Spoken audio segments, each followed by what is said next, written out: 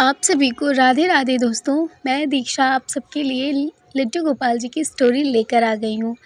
तो आज की स्टोरी है सत्येंद्र जी की। सत्येंद्र जी बताते हैं कि वो कानपुर देहात में रहते हैं। उन्होंने बताया कि उनके सामने जो घटना घटित हुई है ना, उस चीज़ को वो यकीन नहीं कर पाते कि लोग ऐसा कैसे कर सकते हैं। तो आइए जानते हैं कि ऐसा क्या हुआ था। सत्येंद्र बताते हैं कि वो एक दूध की डेयरी चलाते हैं। तो दूध की डेयरी चलाते हैं तो वो घर-घर जाके लोगों को दूध भी देते हैं, और जैसे बहुत ज़्यादा दूध का काम पड़ जाता है तो लोग उनके यहाँ आकर के लेकर भी जाते हैं। तो सत्येंद्र कहते हैं कि मैं यादव जाति का हूँ, लेकिन मैं लड्डू गोपाल जी में भी बहुत विश्वास रखता हूँ। मेरी पत्नी वो पूजा पाठ नहीं करती, लेकिन मैं, यहाँ तक कि उन्होंने ये भी बताया कि मैं लड्डू गोपाल जी को इतना दिल से मानता हूँ ना कि वो जो मतलब जो उनकी खुद की बाइक है उससे जिससे वो दूध बेचा करते हैं फ़िल्टर में ले जाके, तो वो कहते हैं कि मैं उस जगह पर भी मैं छोटे से लड्डू गोपाल को, बिल्कुल छोटे से कन्हैया जी को उन्होंने अपने बाइक में एक स्थान दिया हुआ है, और वो उन्हीं का भजन गाते हुए और उन्हीं की मतलब उन्हीं के ही भजन को गाते हुए वो कहते हैं कि मैं लोगों को दूध बेचता हूँ। क्योंकि मुझे कभी-कभी ये भी लगता है कि वो मेरे ही जाति के थे, यादव ही जाति के थे। तो इसलिए वो कहते हैं कि मैं इस चीज़ से बहुत ही ज़्यादा प्रसन्न होता हूँ। कहते हैं कि मैं बहुत ही बड़ा भक्त हूँ। यहाँ तक कि मेरे पास जो जितने भी दूध आते हैं डेयरी से, मैं सारे दूध का मैं भोग लगा देता हूँ। मैं कह देता हूँ कि हे कान्हा, सारे दूध को भोग लगा लो तुम आके। तो वो ऐसा करते हैं, वो कहते हैं कि मैं बहुत ही बड़ा भक्त हूँ। तो उन्होंने बताया कि एक बार की बात है, वो उनको मतलब कि जैसे सवा किलो का मतलब सवा सवा सौ किलो का दूध का उनको मतलब ऑर्डर मिला हुआ था कि रुद्राभिषेक करना है। तो बता रहे थे कि हम रुद्राभिषेक के लिए, एक मंदिर है वहाँ पर, तो वो वहाँ पर गए थे। तो मंदिर उनके जानकार की थी, तो उन्होंने बोला कि जब रुद्राभिषेक चालू हो जाएगा तो हम वहाँ पर जाएँगे, पूजा-वूजा करेंगे। उसके बाद उन्होंने बोला कि मैं आ रहा था, ठीक है? तो वो गाड़ी अपने बाइक से मतलब दूध को लेकर के आ रहे थे। तो उन्होंने सोचा कि हम थोड़ी देर रुक लेते हैं, और रुकने के बाद ना जाने क्या हुआ, मतलब वो कहते हैं कि ना जाने कि ऐसा क्या हुआ कि जो हमारा दूध था ना, जो अचानक से पता नहीं कैसे गाड़ी से नीचे पलट गया, और वो पूरा सारा का सारा दूध मतलब गिर गया। और उस पे मेरे कान्हा जी भी बैठे हुए थे। तो वहाँ पे ना बहुत सारे कुत्ते थे, जैसे जो गली के कुत्ते होते हैं ना, बहुत सारे थे। तो मैंने मतलब वहाँ पे जब मेरा दूध पलट गया ना, तो मैं बहुत ही ज़्यादा आश्चर्य हुआ। मैंने कहा कि बताओ, इतना सारा दूध था, गिर गया। तो मैं ज अब मैं वो बताते हैं कि मेरी एक आदत है, मैं जहाँ भी जाता हूँ, मैं अपने कन्हैया को ये बात ज़रूर कह देता हूँ कि कान्हा, मेरे अपने ये जो हमारा दूध है ना, ये तुम्हारा भोग है, इसकी रक्षा करना। इसमें कभी मतलब कोई चीज़ की दिक्कत ना हो। तो वो कहते हैं कि हमेशा मैं यही कह के अपने काम में चला जाता हूँ। तो उस दिन उन्होंने ये भी कहा ही नहीं। तो वो कहते हैं मैंने उस दिन नहीं कहा, और आज देखिए सारा दूध गिर गया। तो फिर मैंने कहा, लाला तुमने ऐसा क्या किया जो मेरा दूध गिर गया? तो फिर कुछ देर के बाद जब उस दूध को वो सारे कुत्ते आकर के चाट-चाट कर पीने लगे, तब हमें एहसास हुआ कि शायद मेरे कान्हा ने देख लिया था कि वो कुत्ते भूखे हैं। शायद वो सच में भूखे थे, वरना इतना सारा दूध गिरने के बाद वो दूध जितने सारे कुत्ते थे मिल के ना सारा उन लोगों ने चाट-चाट कर ख़त्म कर दिया। तो शायद वो भूखे थे, और हमारे कन्हैया ऐसे हैं ना कि वो किसी को भूखा देख ही नहीं सकते, चाहे वो जानवर हो, चाहे वो इंसान हो। उसके बाद वो बताते हैं कि ऐसी वो बहुत सारी लीलाएँ करते हैं। कभी-कभी हमारा दूध ऐसे हमारे हाथ से ही छूट जाता है। तो मतलब इस तरह की चीज़ें हो जाती हैं। तो फिर मैं मानता हूँ कि ये सब चीज़ मेरे लाला ही करते हैं, क्योंकि वो किसी का दुःख नहीं देख सकते। इसी तरह से वो कहते हैं कि फिर जब उनके यहाँ दूध लेकर जाना था, तो मैं फिर वहाँ से घर आ गया। फिर मैंने उनसे बोला कि शाम मतलब दूसरी टाइम उनके यहाँ पे था, दूसरी सेकंड मीटिंग में, तो मैंने उनसे बोला कि चलो मैं सुबह दे देता, लेकिन मैं शाम को अब आऊँगा दूध लेने के लिए। तो इसमें लाला की क्या लीला थी, ये तो मैं नहीं जानता। लेकिन फिर जो दूध मैं उनके यहाँ सुबह देने वाला था, वो मैं दूसरी मीटिंग मैंने उनके यहाँ दूध ले जाने के लिए उनसे कहा, तो उन्होंने भी बोला कि ठीक है, अभी तो काम है नहीं, हमें जब सेकंड मीटिंग दूध का टाइम मतलब काम लगेगा तो आप तभी ले आना। तो फिर मैं उनके यहाँ गया, मैं उनके यहाँ दूध लेकर के पहुँचा। मैंने कान्हा से कहा कि हे कान्हा जी, आपके ही आराध्य शिव जी का इसमें रुद्राभिषेक होने वाला है, तो आप ऐसा कुछ अब मत करिएगा जैसे आपने सुबह किया। तो फिर मैं लेकर के सही सलामत मैं दूध लेकर के उनके यहाँ पहुँचा मंदिर में। तो फिर मंदिर में ले गया मैं, वहाँ में तो बहुत सारे मतलब पीतल के बहुत-बहुत बड़े-बड़े भगोने रखे हुए थे, तो हमने उसमें सारा दूध पलटा। पलटने के बाद फिर हम जैसे ही तैयार हुए जाने के लिए, तो सत्येंद्र कहते हैं कि मुझे वहाँ के जो पुजारी बाबा थे, उन्होंने बोला कि बेटा यहाँ पे बहुत ही बड़ा भव्य तरीके से रुद्राभिषेक हो रहा है, तो आप भी रुक जाओ, अब यहाँ पर आपको शिव जी ने बुलाया है, तो आप रुक जाइए। तो फिर मैंने भी सोचा कि ठीक है, मैं रुक जाता हूँ। तो फिर मैंने कहा कि अब दूध तो किसी को देना नहीं है, फिर मैंने अपने घर में फ़ोन करके, जो हमारे दुकान में डेयरी में काम करते थे, हमने उनसे कह दिया कि अब तुम इसका ध्यान रख लो, मैं थोड़ा देर में आऊँगा। फिर उन्होंने भी मान लिया कि चलो ठीक है। उसके बाद फिर कहते हैं कि सारी पूजा पाठ शुरू हुई, रुद्राभिषेक शुरू हुआ। सब कुछ बड़े ही अच्छे से लगा, बहुत ही अच्छा। हर हर महादेव के जयकारे गूंजे, बहुत ही मतलब मन एकदम खुश हो गया। और मैं अपनी जो बाइक थी ना, मैंने ऐसी जगह खड़ी कर रखी थी कि मेरे कान्हा भी वहाँ से देखते थे। और मैं, वो कहते हैं कि मैंने बहुत ही छोटी सी विग्रह को अपने बाइक में लगवा लिया है कि मेरे कान्हा मेरे साथ हमेशा रहते हैं, तो वो भी यहाँ पे देख रहे थे। उसके बाद फिर वो कहते हैं कि मैंने एक दिन ये भी सोच रखा था कि मैं अब यहाँ से घर जाऊँगा, तो मैं एक कान्हा जी को, मतलब एक लड्डू गोपाल जी के एक सुंदर विग्रह को मैं अपने घर में पूजा करने के लिए अपने मैं दुकान पर रखूँगा। तो वो बहुत दिन से कहते हैं कि लेना भी चाह रहे थे, लेकिन वो नहीं लिए क्योंकि उनको टाइम नहीं मिल पा रहा था। तो उन्होंने कहा कि आज मैं यहाँ रुद्राभिषेक से होकर जाऊँगा, तो मैं सबसे पहले लड्डू गोपाल जी के एक विग्रह को लूँगा। तो उन्होंने ये सोच रखा था। उसके बाद फिर जब वो वहाँ पर गए, उन्होंने मतलब पूजा-वूजा शुरू हुई, पूजा हो गई अच्छे से। फिर उसके बाद पूर्णाहुति के लिए वो कहते हैं कि वहाँ पर हवन होने लगा। हवन में लकड़ियाँ मतलब जो कि संविदा वगैरह जो लकड़ियाँ थी आम-वाम की, वो सब लगाई गईं। लगाने के बाद मतलब हवन काफ़ी बड़ा था, वहाँ पे हवन कुंड मंदिर का था।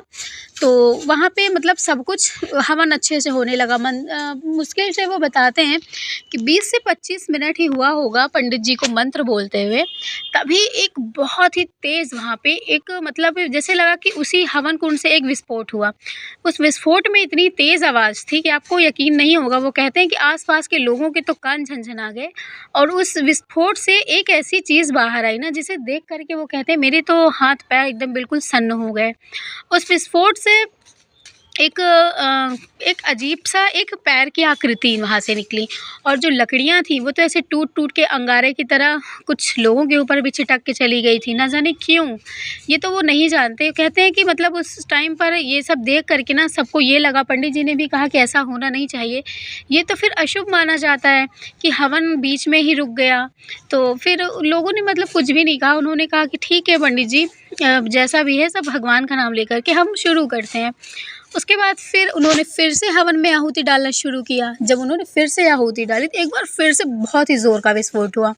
तो फिर पंडित जी ने कहा कि हो सकता है हवन नहीं फल रहा है, इसीलिए हवन मत करो। तो उन्होंने हवन को बंद करा दिया। फिर उन लोगों ने कहा कि ये विस्फोट क्यों हो रहा है?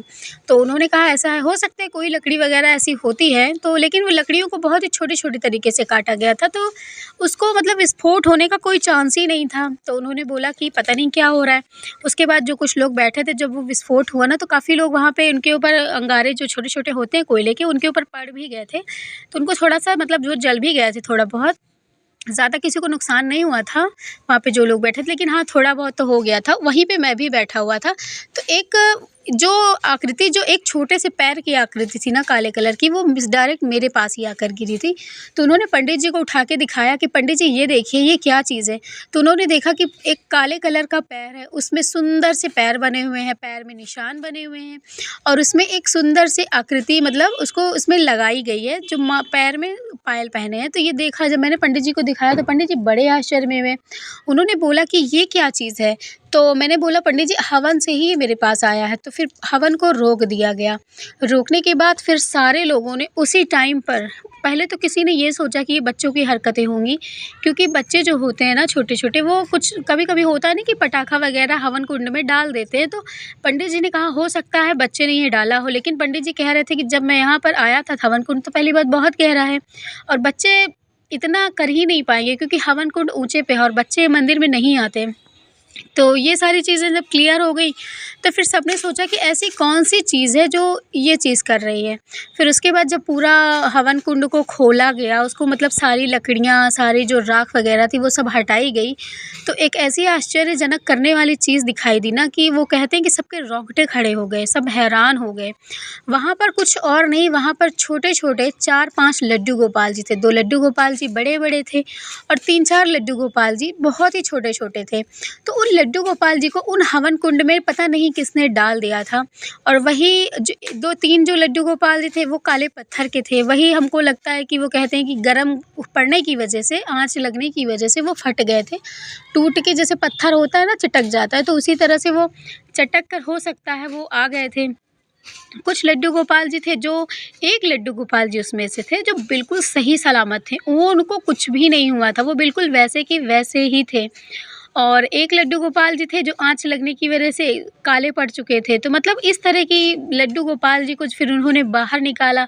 ये देख कर के वो कहते हैं कि मन इतना ज़्यादा आहत हो गया ना, मन बिल्कुल रो दिया। मेरा वो कहते हैं कि मैं वहीं पर लड्डू गोपाल जी को देख कर के रो दिया कि कोई ऐसे कैसे कर सकता है। तो फिर पंडित जी ने बताया कि यहाँ पे कुछ दिन से कुछ महिलाएँ जो पूजा करने आती हैं शिव जी की, वो एक दिन तो वो आई, वो उन्होंने शिव जी को, एक लड्डू गोपाल जी को शिव जी के मंदिर में रख दिया। तो जब मैंने देखा तो मैंने उनसे कहा कि तुम लड्डू गोपाल जी को यहाँ मत रखो, घर ले जाओ, ऐसे लाला को इधर-उधर नहीं रखते।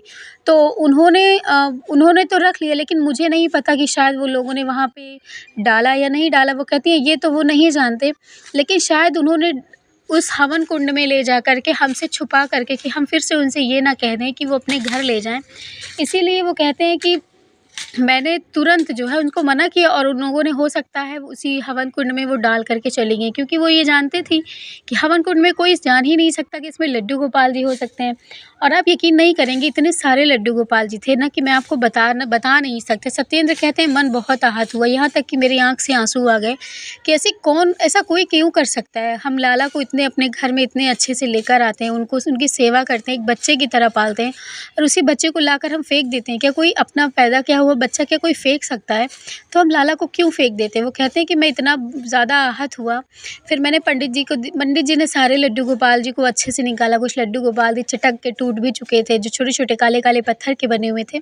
सारे लड्डू गोपाल जी टूट गए थे। जो पीतल के लड्डू गोपाल जी के विग्रह थे ना, वो दोनों लड्डू गोपाल जी का विग्रह सही सलामत था। एक थोड़ा-सा काला पड़ गया था और दूसरे जो थे वो एकदम बिल्कुल सही थे। तो फिर जो वहाँ पे जो जिनका मतलब रुद्राभिषेक था ना, तो उन्होंने एक जो थोड़े से काले पड़ चुके थे, उन्होंने उन लड्डू गोपाल जी को ले लिया और फिर एक लड्डू गोपाल जी वहीं पर रखे हुए थे।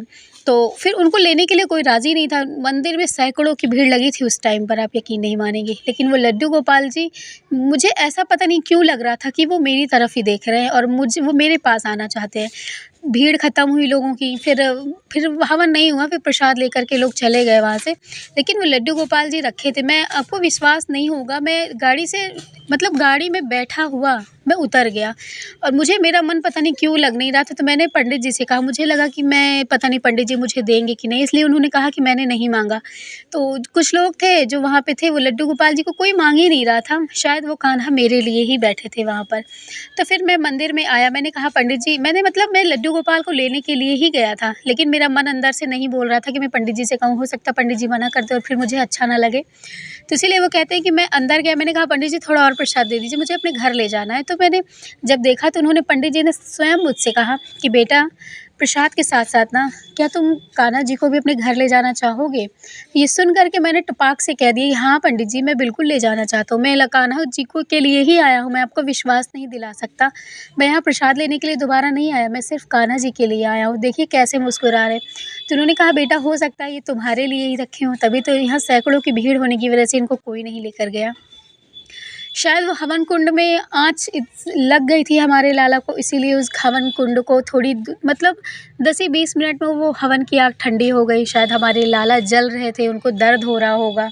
कुछ लाला थे जो चटक कर फूट भी गए थे, तो बहुत ही ज़्यादा दुःख हुआ। तो फिर वो कहते हैं कि मैं लड्डू गोपाल जी को अपने मतलब सीने से लगाया और मैं उनको लेकर आया। मैं रास्ते भर बहुत ज़्यादा खुश था। मैं कह रहा था ना कि देखो, मैं लाने की सोच ही रहा था कन्हैया, तो देखो आप मेरे पास कैसे आ गए। उसके बाद वो अपने घर ले गए तो उन्होंने बताया अपनी पत्नी को सारी चीज़ें, उनकी पत्नी भी खुश हो गई। फिर इन्होंने भी उनकी सेवा पूजा मतलब वो घर में रख के करने लगी उन्हीं लड्डू गोपाल जी को। तो कहते हैं कि मुझे हवन कुंड से लड्डू गोपाल जी मिले, सच में जैसे मिल जाते हैं ना किसी को, कोई सोचता रहता है ना, सच में कान्हा जी आते हैं और वो मेरे पास देख लो स्वयं आ गए। हाँ, मतलब कहते हैं ना वो अग्नि परीक्षा दे कर के मेरे पास आए थे। तो ये कहानी जब मुझे सत्येंद्र जी ने भेजी है, तो उन्होंने कहा कि ये मेरे साथ एक घटना घटित हुई, लेकिन ये बहुत ही आश्चर्य करने वाली थी। तो उन्होंने लड्डू गोपाल जी को ले लिया और वो बहुत ज़्यादा खुश है अब। लड्डू गोपाल जी के साथ रहते हैं और आज भी अपने छोटू लड्डू गोपाल जी को ना अपनी बाइक में बिठा के आज भी वो दूध बेचने जाते हैं।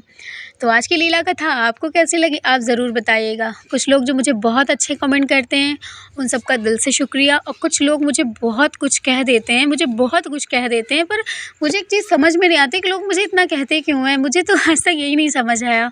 वो मुझे ये कह देते हैं आप इतनी लंबी वीडियो बनाते हो, फिर कोई कह देते हैं आपकी स्टोरी में ये आपने ये कर दिया, वो कर दिया। अरे बहुत सारे मतलब मुझे नेगेटिव कमेंट करते हैं।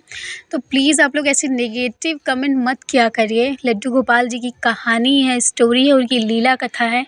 आप उनकी लीला कथा को झूठ मत बनाइए प्लीज़। तो आपको क्या, आप सब जो मुझे दिल से मैसेज करके जो मुझे राधे राधे बोलते हैं, उनका सबका बहुत ज़्यादा शुक्रिया। वो मुझे बहुत अच्छा लगता है। तो आप सबको भी मेरी तरफ से राधे राधे। और आपको मेरी एक लड्डू गोपाल जी की कहानी कैसी लगी मुझे ज़रूर बताइएगा कमेंट करके। और आप सबको राधे राधे। मिलूँगी आप लोगों से लड्डू गोपाल जी के अच्छे चमत्कार के साथ। तब तक के लिए जय श्री कृष्णा। बाय।